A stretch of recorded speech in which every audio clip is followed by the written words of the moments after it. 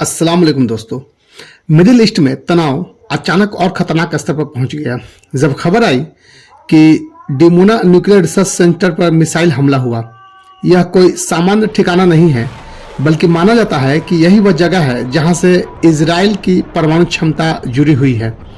अगर किसी परमाणु साइट्स पर हमला होता है तो खतरा सिर्फ युद्ध नहीं है, न्यूक्लियर एस्केलेशन बन जाता है। डिमोना कहाँ है? डिमोना स्थित है नेजेव डिजर्ट। यह इलाका जानबूझकर चुना गया था क्योंकि आबादी कम, सुरक्षा आसान, सैटेलाइट मॉनिटरिंग मुश्किल। कोल्ड वार के समय कई देशों ने परमाणु साइटें इसी तरह रिमोट क्षेत्रों में बनाई थी। दिलचस्प बात है कि इजराइल कभी ऑफिशियली नहीं कहता कि उसके पास न्यूक्लियर वेपन्स है। इसे नीति को कहते हैं न्यूक्लियर एम्बिग्यूटी डॉक्ट्राइन, यानी न स्वीकार और न इंकार। लेकिन अंतर्राष्ट्रीय रिसर्च संस्था Stockholm International Peace Research Institute यानी SIPRI के अनुसार इजराइल के पास लगभग 90 न्यूक्लियर वारहेड्स हो सकते हैं। परमाणु रिएक्टर का बेसिक विज्ञान, यूरेनियम एटम्स को स्प्लिट किया जाता है, इसे कहते हैं न्यूक्लियर फिजन। इससे निकलती है बहुत बड़ी एनर्जी और न्यूट्रॉन्स चैन रिएक्शन शुरू हो जाती है। अगर कंट्रोल हो तो बिजली उत्पादन, अगर अनकंट्रोल हो तो परमाणु हथियार। यही वजह है कि रिसर्च रिएक्टर और वेपन्स प्रोग्राम में फर्क पहचानना मुश्किल होता है। 1980s में एक बड़ा खुलासा हुआ। एक पूर्व टेक्नीशियन मोर्डेचाई वैनु ने ब्रिटिश अखबार को तस्वीरें और जानकारी दी। दुनिया पहली बार समझी इजराइल शायद न्यूक्लियर वेपन्स बना चुका है। इसके बाद उन्हें गुप्त ऑपरेशन में पकड़ा गया। देशद्रोह का आरोप, 18 साल की सजा। यह कोल्ड वार की सबसे रहस्यमयी एक्सपीरियंस कहानी में से एक मानी जाती है। अमेरिका को कब शक हुआ? 1958 में अमेरिकी जासूस विमान U-2 स्पाई प्लेन ने एरियल फोटोज ली। तब अमेरिका को लगा यहाँ रिसर्च सेंटर कुछ ज्यादा ही बड़ा है। CIA assessment 1968, Israel nuclear weapons बन सकता है। हमला इतना खतरनाक क्यों है? अगर अनक्लियर फैसिलिटी पर मिसाइल गिरती है, संभावित खतरे radiation leak, environmental contamination, regional panic, nuclear retaliations, यानी युद्ध तुरंत ग्लोबल क्राइसिस बन सकता है।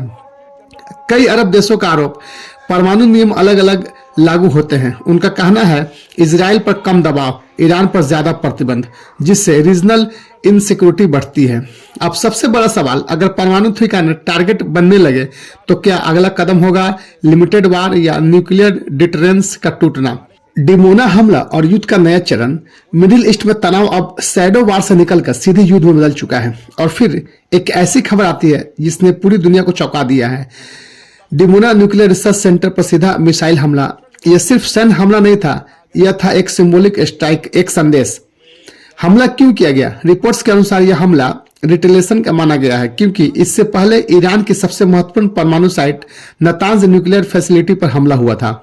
जो पॉलिटिक्स में से कहते हैं डिटरेंस रिस्पांस, यानी अगर तुम हमारी स्ट्रेटेजिक फैसिलिटी को टारगेट करोगे तो हम भी तुम्हारी स्ट्रेटेजिक साइट को निशाना बनाएंगे। हमले के बाद डिमोना क्षेत्र में भारी दहशत, कई इमारतों को नुकसान हुआ, कम से कम 80 से ज्यादा लोग घायल हो गए हैं और आसपास के शहर डिस्टर्ब हो गए हैं।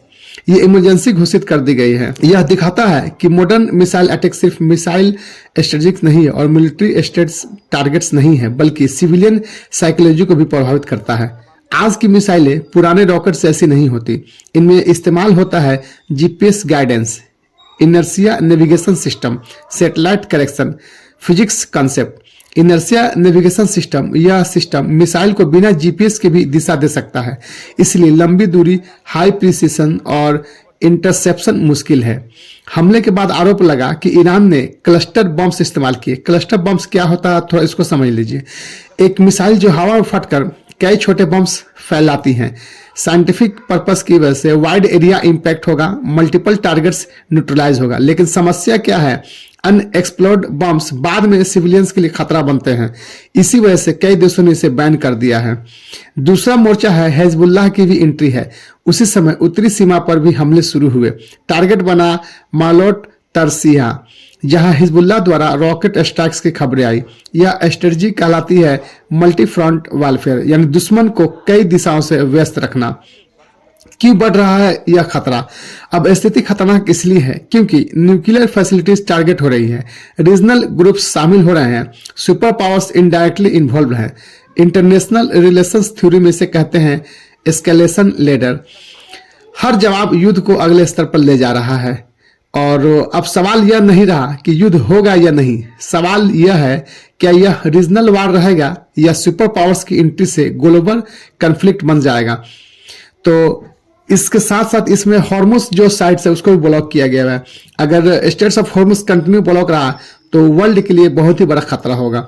तो चलिए ठीक है दोस्तों, अगले वीडियो मिलते हैं और उम्मीद करते हैं कि आपको ये वीडियो पसंद आएगी। अगर आपको मेरी वीडियो इन्फॉर्मेटिव लगती है तो मेरे चैनल को सब्सक्राइब कर दे, वीडियो को लाइक कर दे और शेयर करना बिल्कुल ना भूलें। तब तक के लिए अब बाय बाय, अल्लाह हाफिज।